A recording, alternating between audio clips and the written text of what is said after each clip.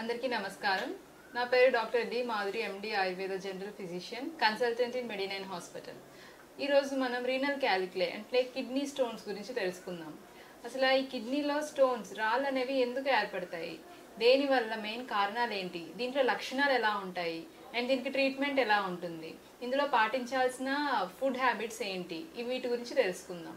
ఈ కిడ్నీలో రాళ్ళు అనేవి ఎందుకు వస్తున్నాయి మెయిన్గా అంటే వాటర్ ఇంటేక్ తక్కువ తీసుకున్న వాళ్ళల్లో మెయిన్గా జనరల్గా మార్నింగ్ టిఫిన్ చేసిన తర్వాత కొంచెం ఒక గ్లాస్ వాటర్ తాగడము, మధ్యాహ్నం లంచ్ తిన్న తర్వాత కొంచెం తాగడం, అట్లాగే మధ్యలో ఏమైనా స్నాక్స్ తీసుకున్నప్పుడు, అట్లాగే నైట్ డిన్నర్ చేసిన తర్వాత కొంచెం వాటర్ తీసుకోవడం.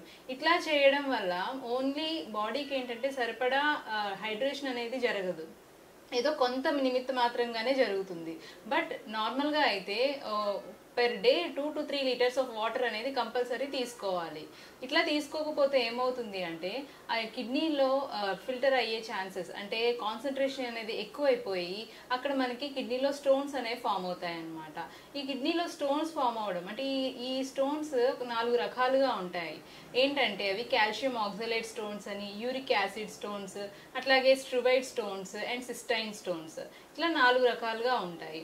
కాల్షియం ఆక్సలేట్ స్టోన్స్ అనేవి ఒక మిగతా అన్ని స్టోన్స్తో కంపేర్ చేసుకుంటే ఇవి 75 to 85% ఎక్కువ ఉంటాయి అన్నమాట అందరిలో చూసుకుంటే.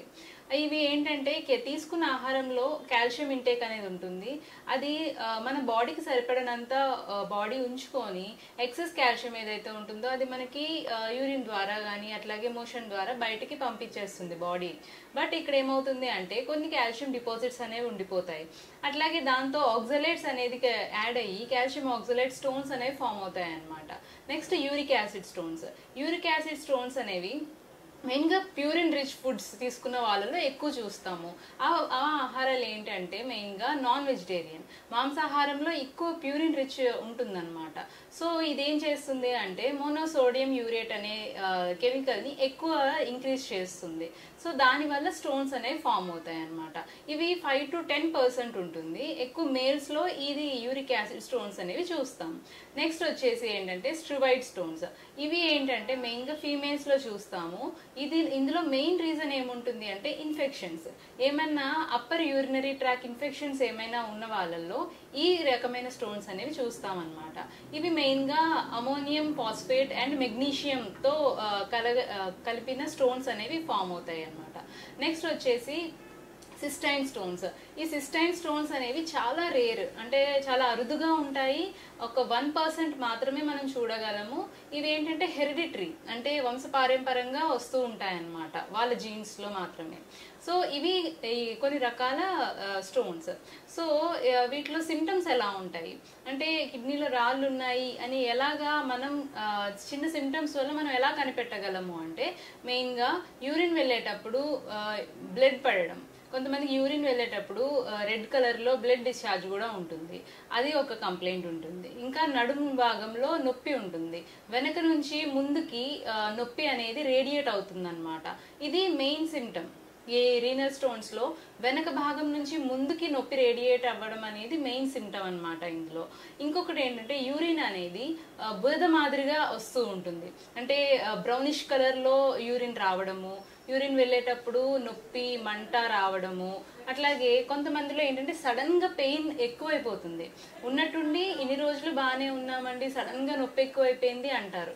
అంటే దాని అర్థం ఏంటి, లోపల స్టోన్ సైజ్ అనేది పెద్దదయ్యి ఉన్నట్టుండి ఒకేసారి అది అబ్స్ట్రక్షన్ జరగడం వల్ల పెయిన్ సివియారిటీ ఎక్కువ అవుతుంది అనమాట. ఈ పెయిన్ ఎక్కువ అయ్యి పేషెంట్స్లో వామిటింగ్ సెన్సేషన్ కూడా ఉంటుంది, కొంతమంది వామిటింగ్ అవుతుంది, కొంతమందికి ఫీవర్ వస్తుంది, అట్లాగే చలితో కూడిన జ్వరం కూడా వస్తుంది. ఇవన్నీ ఈ రీనల్ స్టోన్స్ యొక్క సిమ్టమ్స్ అన్నమాట. సో దీంట్లో ఎటువంటి జాగ్రత్తలు తీసుకోవాలి, ఏ ఆహారం తీసుకోవాలి, ఏం తీసుకోకూడదు, మెయిన్గా ఏంటంటే కాల్షియం అండ్ ఆక్సలేట్ కంటెంట్స్ ఉన్న ఆహారాలు అనేవి మనం అవాయిడ్ చేసుకోవాలన్నమాట. ఇప్పుడు సపోజ్ ఆక్సలేట్ కంటెంట్స్ ఎక్కువ ఉన్న ఆహారాలు అంటే ఫర్ ఎగ్జాంపుల్ పాలకూర అని, అలాగే టొమాటోస్, అట్లాగే సపోటా పళ్ళు, ఇలాంటివి అనేవి అవాయిడ్ చేసుకుంటూ ఉండాలి. అట్లాగే కాల్షియం రిచ్ అంటే సిట్రస్ ఫ్రూట్స్ ఉన్నవి కూడా మనం కొంచెంగా తగ్గించుకుంటూ రావాలి. సో అలాగే ఇంకా ఏంటంటే క్యాలీఫ్లవర్ అని, క్యాబేజ్ ఇట్లాంటి ఫుడ్స్ కూడా తీసుకోవడం మానేయాలి. వీటి వల్ల ఏమవుతుంది అంటే డిపాజిట్స్ ఎక్కువైపోయి స్టోన్స్ ఇంకా ఎక్కువ అవ్వడానికి ఛాన్సెస్ ఎక్కువ ఉంటాయన్నమాట. సో వాటర్ కంటెంట్ అనేది ఎక్కువ తీసుకోవాలి. మెయిన్ అబ్జర్వ్ చేయాల్సింది ఏంటంటే కొంతమందిలో అసలు నొప్పి అనేది ఉండదు, పెయిన్ అనేది ఉండదు, బట్ లైట్గా నడుము నొప్పి వస్తుంది అంటారు. బట్ అది కిడ్నీ రిలేటెడ్ పెయినా లేకపోతే లంబార్ పెయినా లేకపోతే దాన్ని పెయిన్ దేని వల్ల వస్తుంది అనేది మనం అనాలిసిస్ చేయాలన్నమాట. సో అది ఆ రూట్ కాజ్ అనేది మనం ట్రీట్ చేయాలి. సో దానికి రిలేటెడ్ ఏంటంటే మనం ఎక్స్రేస్ అని దీనికి రిలేటెడ్ అయిన ఇన్వెస్టిగేషన్స్ చేయించి దాన్ని కన్ఫర్మ్ చేయించుకొని అప్పుడు దానికి తగ్గట్టు ట్రీట్మెంట్ ఇస్తాము. సో దీంట్లో ఏంటంటే మెయిన్గా ఆయుర్వేదంలో ఈ డయూరిటిక్స్ అంటే ఏవైతే స్టోన్స్ లోపల ఫామ్ అయ్యాయో వాటిని కరిగించే మందులు ఉంటాయి. అట్లాగే తీసుకునే ఆహారంలో కూడా ఏం తీసుకోవాలి ఏం తీసుకోకూడదు అనే జాగ్రత్తలు పాటించాలి. సో వాటికి కూడా మేము డైట్ చార్ట్స్ అనేవి ఇస్తాము.